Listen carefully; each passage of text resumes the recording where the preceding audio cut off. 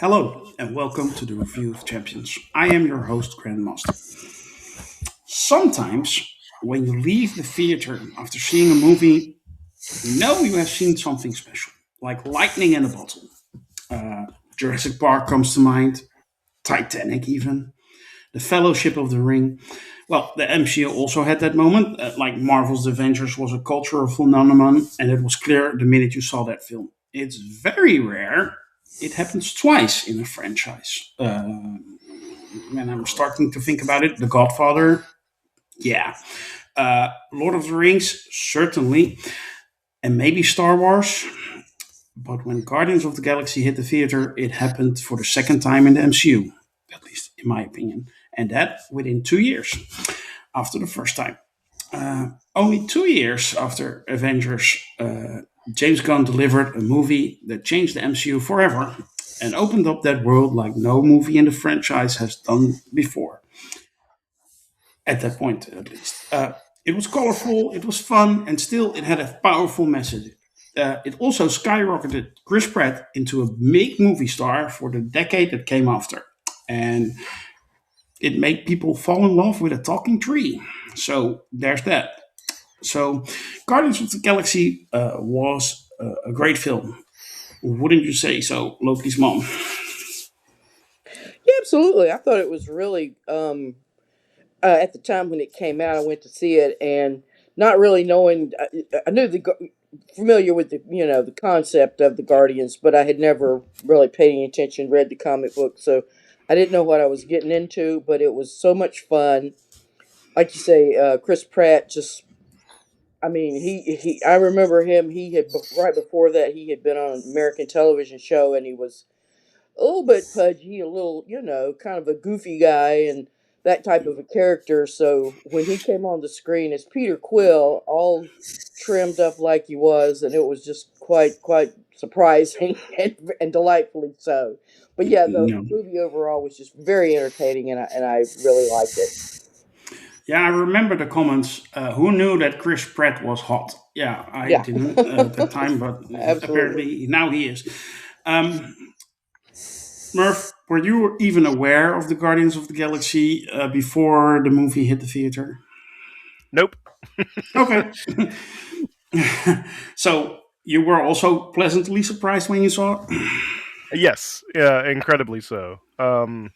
Yeah, I didn't really know. I knew some comic book space lore, but none of it included the Guardians of the Galaxy. Maybe some figures that revolve around them, like the Nova Corps and stuff like that. I was somewhat familiar with, but none of the Guardians, especially the ones that appear in this movie, I had ever even heard of before. So when it came out, I was every everyone's a big question, like, how are you going to do a good movie with a talking raccoon and a walking tree? Well, they managed somehow, and it's literally one of the best movies that they created in their 2 decades or whatever we're on now, almost 3 decades of filmmaking that they've done at the MCU. So yeah, great movie. Easily one of the top two in phase two. Phase two has some stinkers, but also some really, really good movies in it. Mhm. Yeah, Taylor, good movies. 2014, I tell you, is the best year the MCU has ever had with Captain America, the Winter Soldier, and Guardians of the Galaxy. Do you agree with that?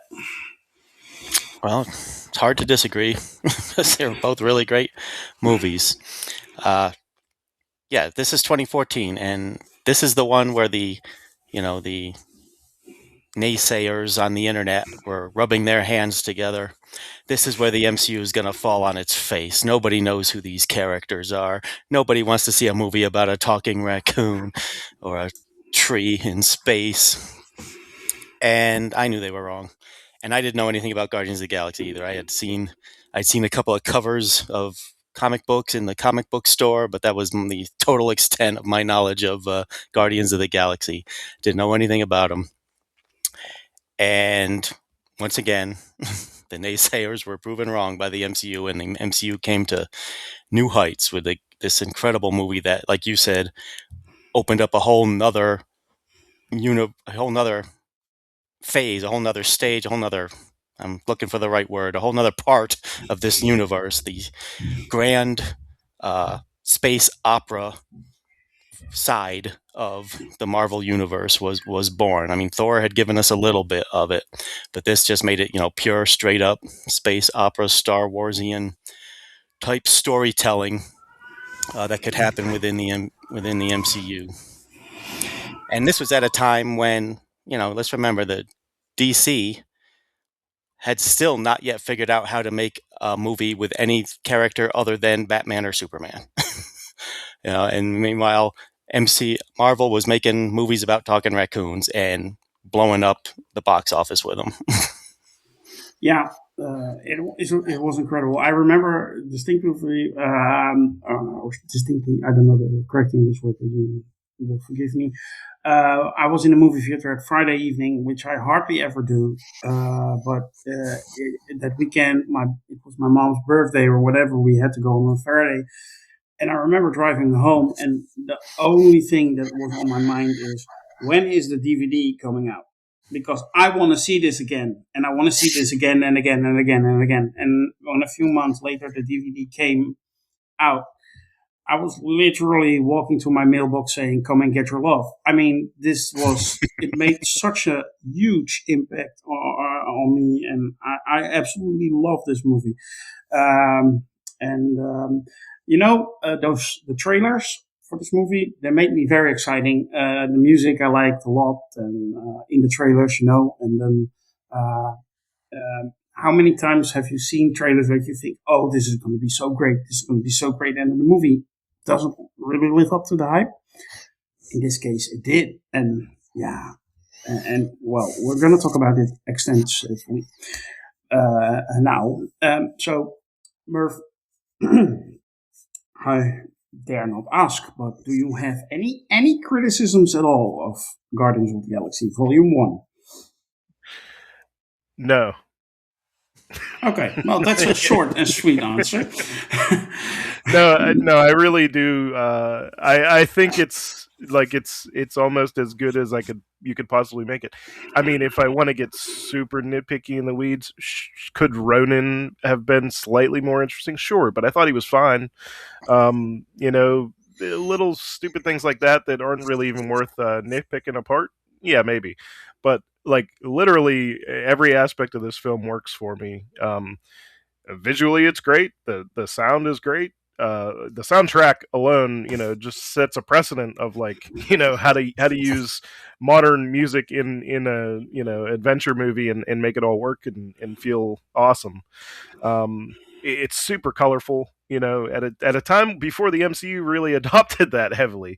The Avengers was colorful, but a lot of the other movies in the MCU thus far aren't super pop off the screen, in your face colorful. And this, I think this became a trendsetter for a lot of movies to follow that.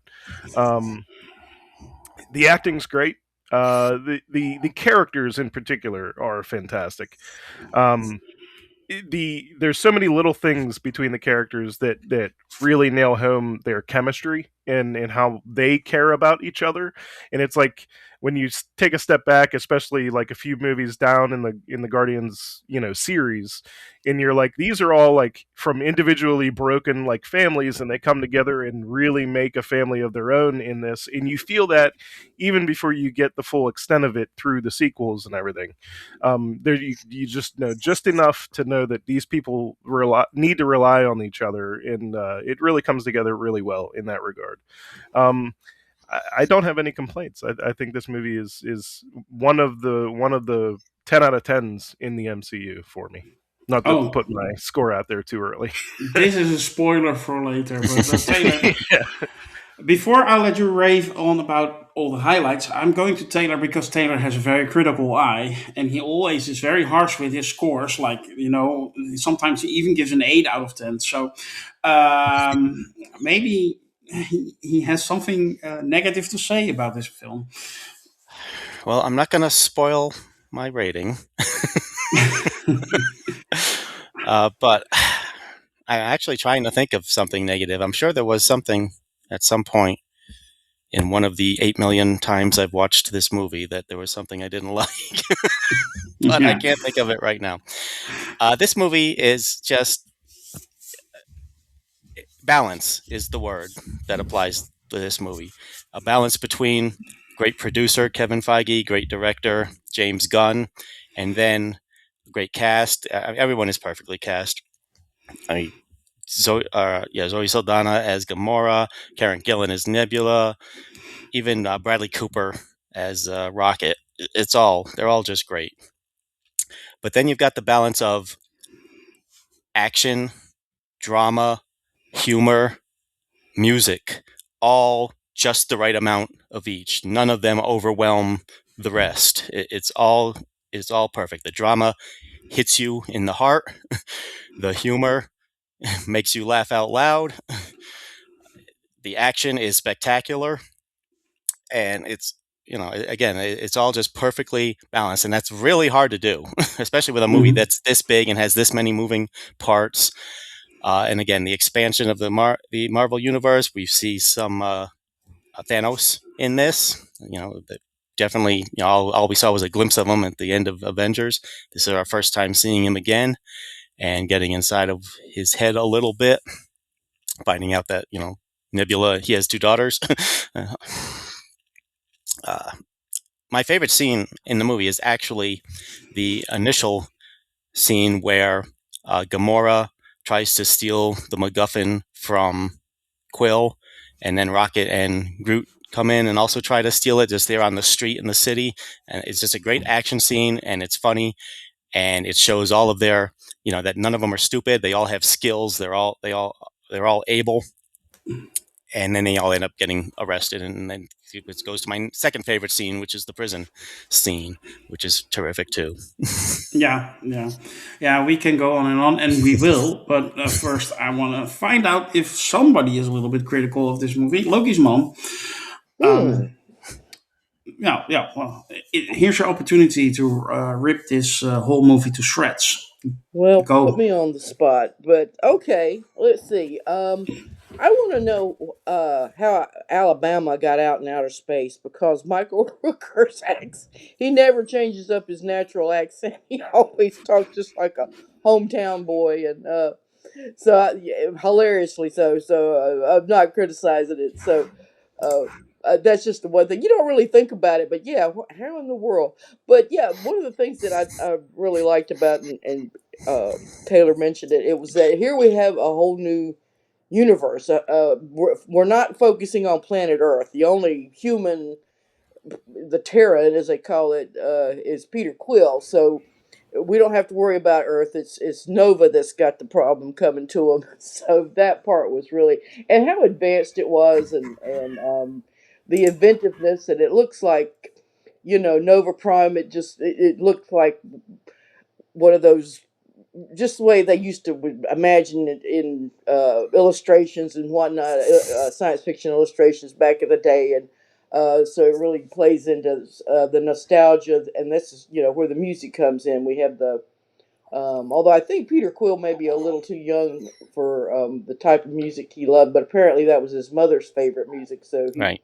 he inherited it. So the only thing he had was that one tape that he had to listen to forever. So uh, yeah, I can't think of any other criticisms against it. And like I said, and Michael Rooker's Yondu, is that it? Yeah, Yondu, his southern accent notwithstanding, it just no complaints. It's just like you say, it was flawless in every way. Okay. So yeah, Merv. Do you have any particular highlights then? I mean, yeah, like Taylor said, this movie really is just a series of like your favorite scene followed by your next favorite scene, followed by a scene that maybe sometimes is your favorite scene, and then ended with like a fantastic scene that you'll never forget. So it's really just over and over. Let's see particular highlights. Yeah, so I had it on this morning when I was just brushing up on it, watching it for the 27th time in the last 5 years.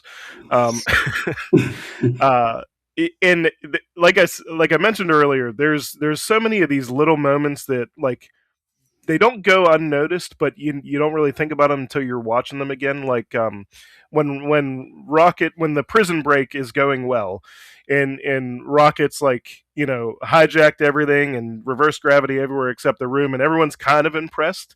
And they do a quick shot of Groot, and it's kind of a blink and you'll miss it scene, but he just has this proud smile on his face, like this is my best friend. I know this guy, my whole life or whatever. You know what I mean? And it's just those little moments of like the characters seeing each other for who they are that like makes you as the audience like reaffirms how you should feel about these characters. You know what I mean?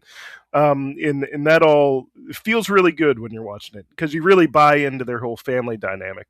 So there was some other, like there's that scene there, and then like obviously when they're when I can't, the three of them are trying to save Quill and Gamora from the Ravagers towards the end, and they're getting ready to blow everything up. And then there's that big powwow where they all kind of unite. Just a little conversation there whenever they're like, we saved your life. It's like, you were going to blow up the ship, and then Groot just turns like, I am Groot. And he's like, yeah, they are ungrateful. Those little things just killed me throughout the whole movie, the little, sidebar comedic moments. And then again, like it's been said, the emotional moments hit when they hit. Coming back to Groot, I know I mentioned him like twice already, but Groot at the end, big emotional moment. Quill at the beginning with his mom, huge emotional moment, and that really almost sets off a different movie than the one we get. So I guess another one of my favorite moments is the opening credits, where we set off down. We watch this kid's mom die of cancer, and then he gets abducted by aliens, and it's kind of grim, and we see. I don't know if when we realize it's adult Quill, but at some point we realize it's adult Quill. He's going into this like abandoned, old relic, area. And then he hits his music and it's light and poppy and he's dancing around, smacking these little frog creatures around. And you're like, oh, this is the movie I'm in for. Not this grim, like sad, sappy, tragedy, but this, which is a complete 180 from like the first 3 minutes of the movie or whatever. Mm-hmm. But I thought it all worked so well to just set the tone and the pace and everything. Yeah. Just a great movie all around. There's so many little moments. I mean, I could sit here and just recite the whole the whole film, but I'll let some other people talk. Taylor, it's visually gorgeous too. I mean, that scene where the Dark Esther is trying to descend on Nova. What is it? No, more. Nova What's Prime. the Nova? No, what's the planet name? I don't know. Xandar. When the Dark Esther is trying to descend on Xandar, and then all those Nova ships interlock and they form that grid. I mean, I think that was one of the visually most beautiful scenes I had seen until then. Maybe I should that have is a watched more movies. spectacular scene. Yeah, no, as a spectacular scene, and I was actually just going to bring that up when you asked me about other scenes I like. But yeah, that was fantastic. Yeah. The other part about this movie that is not just we're in space now, but up until this point in the MCU, all the characters, all the heroes that had been introduced were Avengers. This is a whole nother team that's not Avengers, that are out in space. They're not defending Earth, but they have a connection to Thanos. So again, the universe coming together.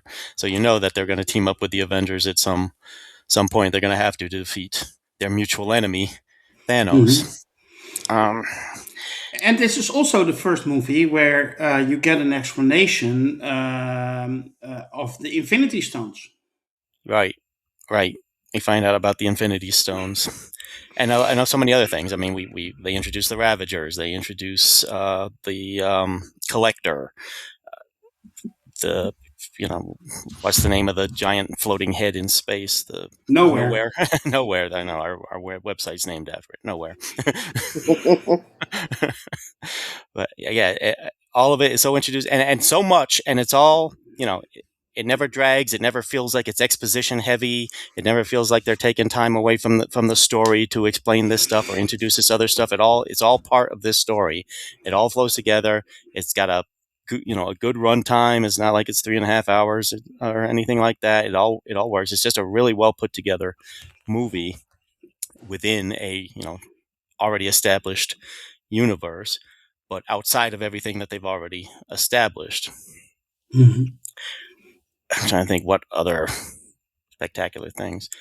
Karen Gillan as Nebula, even though she doesn't have as big a role as she has later on, she was spectacular. If I remember right, I think the only thing I had seen her in prior to this was Doctor Who. I'm Mhm. trying to remember. She was on a sitcom, but I can't remember if that was before this movie or after. I think it might have been before with John Cho, but it got canceled real fast. But I think, but this character, I mean, you know, if she wasn't in the credits and you didn't know that was Karen Gillan, you'd have no idea. Which is the other part of this movie. The makeup is spectacular. Why the heck these movies have not won Best Makeup Oscars is just proof that the Oscars are BS and have been for a long time. Yeah. I mean, just looking at Karen Gillan, she just looks like, not only does she not look human, but she doesn't look like anything like the person underneath that makeup, and yet it's not so overwhelming that she can't act and she can't emote and she can't express everything she needs to express. It's really all Mhm. just really well done. So they were really firing on all cylinders here. Chris Pratt is terrific. Um, he's funny, but not in a stupid Yeah. clownish way so much. He's a little bit on the goofy side, but he's not an idiot, and he has a lot of skills. He's just kind of really laid back and has a sense of humor, but a Mhm. different type of sense of humor than, like, say, Tony Stark, for example. No. So it's not like a clone or anything like that. The No. characters in the MCU are all very distinct. They don't Mhm. they don't try to copy and paste within the universe as much as some other places do. So I Yeah. really have nothing bad to say about it. It's just all just came together really great. Just talk about great actors in small roles, like Glenn Close as Nova Prime, Right. Benicio del Toro as the Collector, and there are tons more where they have just one or two, maybe three lines, and then great actors, and they're just there. It's and Gunn keeps doing that in the Guardian series, as we will find out. But John C. Riley is in this too, in a yeah, small part. Again, it's great that all these really good actors are willing to do these small parts in the MCU. yeah, absolutely. Loki's mom, one of my favorite scenes, and I hope you agree, is at a certain moment when they have infiltrated the Dark Aster. It's right up until the end. And then they just had a big fight. They kill the guy, Honshu. They kill him, and then they finally can move on. And then another group of henchmen comes on, and then Groot just extends his arm right through like 10 people, and then he sweeps around until they're all fallen down or dead, whatever, and then he turns around and then he gives that smile. That scene alone, that always cracks me up. Any thoughts on that? And please tell me about your favorite scenes in the movie. Oh yeah, that very beautiful. I think how it was done with Groot's. We don't really know a lot about Groot. We just find out about him as it goes along. He's such an unknown, but then we find out he's in some ways he sort of represents the tree of life. I think that might be what maybe the creators of the character are going for. I don't know, but I got that feeling at least from the MCU version of him. Um, he's totally sacrificed. He's nature. He's not of flesh and blood. He's of wood and minerals and whatever leaves, whatever trees are made of. And yeah, and he's willing to sacrifice himself at the end and make that beautiful nest for them to that protects them as the giant ship, warbird ship, finally crashes into Xandar. Yeah, moving. I always get like a little tear in my eye when I see that scene because it's so beautifully done. And of course, we don't know it at that point, but this is just a new beginning for Groot. So he at the very end, we see the little sprout coming back to life. So that's very uplifting, very positive. I think when it came out, I think it's already been mentioned, but the sort of the theme of this film is finding family, forming that bond. Peter lost his mother right as his mother died. Then he's also stripped away from his from his grandfather, and from Earth and everything else he's known. Just been an orphan. The only family he's ever had has been um, Yondu, who's just an a-hole and a jerk and everything, and just whatever. Even so, that's his family. The Marauders were his family, but then he learns, trust and with his new family and his new group, and of course, just a shout out to Dave Bautista for Drax. I think he's one of my favorite characters of the whole series. There's a huge innocence about him too. So I think and then you play it against Bradley Cooper's Rocket Raccoon, which is not. I'm sorry. What's his name? Yeah, Rocket Raccoon. That's it. Mhm. I'm thinking of something else, but he's just such a debauched and just criminal little character. But even so, he's still he needs family too, because he's had gone through so much, and so they all come together, and they're such broken people, but together then they become this unit, which is really a force for good in the world. I guess is what they're trying to convey in the story. But yeah, I do love that scene where Hmm. Groot grows and saves his family. Hmm. Absolutely. Yeah. I we have to talk about this. On the board in the last decade or so, several boards we have frequented. There has been a fierce discussion about how, in the end, Peter Quill saves Xandar and gets the better out of Ronan, the dance off.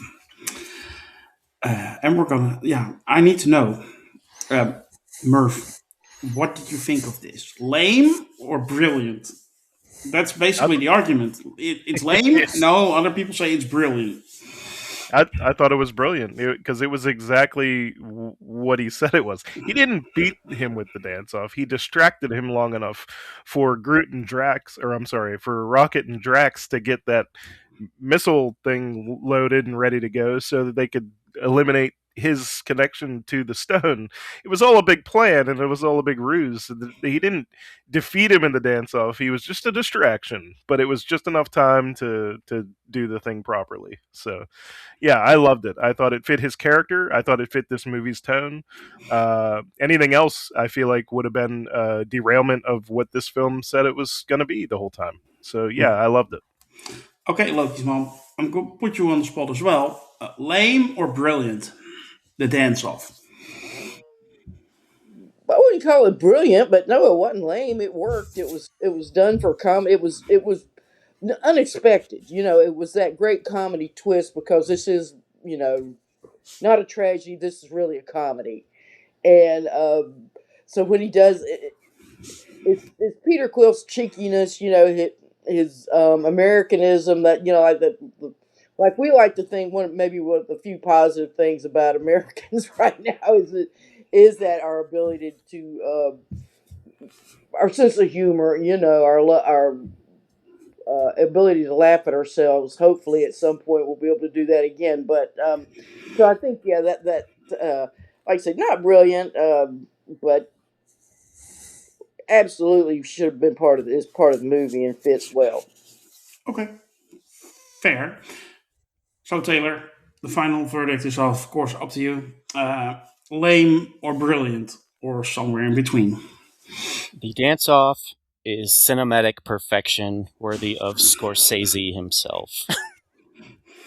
Okay, For well, all the reasons that absolute cinema. Merv and Lokismom Here, said, it's here. absolute cinema.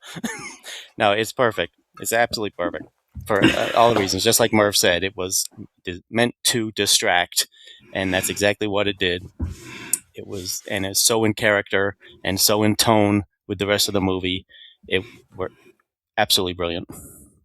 Okay, well, then there's no point in arguing because have always been in the absolutely brilliant camp. So for the reasons you all mentioned, Merv. Just real quick, I just wanted to mention one scene that I don't think got mentioned, but one one of the scenes that really made me absolutely love Yondu was towards the end when he finally uses his whistling arrow and annihilates an entire squadron of Ronin's people in about 2 seconds, and it was just like, oh, okay, this guy, when he wants to get real, he can get really real.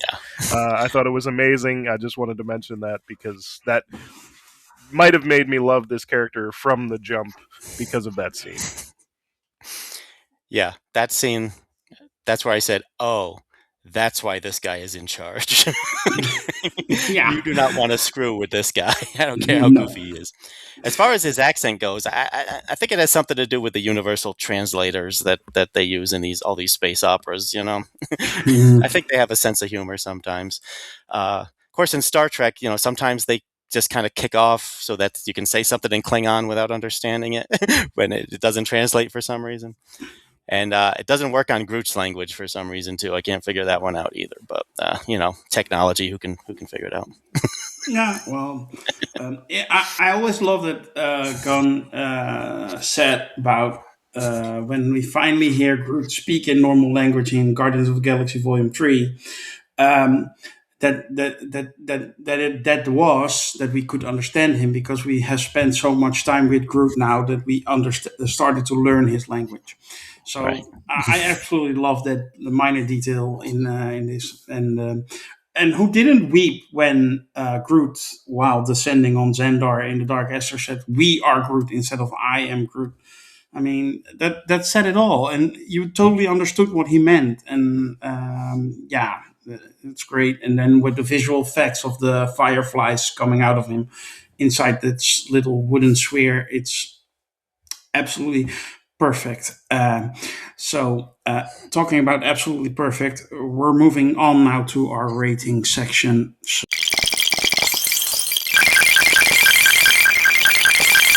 So, I have a feeling where this is going, but I'm gonna start with you, Loki's mom. How do you rate Guardians of the Galaxy Volume 1? Volume 1, I'm going to give it a 9. Out of 10. Okay. Rocket Raccoons. Taylor. 9 Rocket Wreck. Taylor, how do Well, you rate Guardians of the Galaxy Volume 1? I went back to IMDb to see what I had rated it. And I always rate them right after I see them. And I rated this movie a 9 out of 10. Now, I'm not sure how it lost a point. May have been not enough nudity. I might have been in a mood at the time. But that's the only thing I can think of. But once it is rated on IMDb, it is forever. You cannot change it. So it is 9 out of 10. Okay. Well, Merv, you already spoiled your rating, but let's make it official. Well, I mean, after picking it apart the way we have for this entire review, I mean, I'm just going to have to give it a 10 out of 10, Sorry. Sorry, James Gunn. Surprise twist. Yeah. It's one of it's I mean, I don't remember what my list is, but it's one of my top 5 favorite MCU movies. It's probably in there. If it's not, it's right on the fringe. Yeah, so, it's great. Likewise for me. And I'm going to join you, Merv, in giving this movie a 10 out of 10. This was lightning in a bottle. Again, the MCU managed to do that in 2012 and 2014 during the summer. So 2 years apart, two perfect movies. That says all about how well the MCU was at that time, how great it was, and at what height it even became later on in the next couple of years. But we will discuss that as we move on. So, James, 9.5 from the champions overall on average. So you can be satisfied with that, I guess. That will end our discussion today, and I have nothing left to do than to make sure that you like and share this video. Subscribe to our channel if you want, and please do. And if you do want to join our conversation, you can.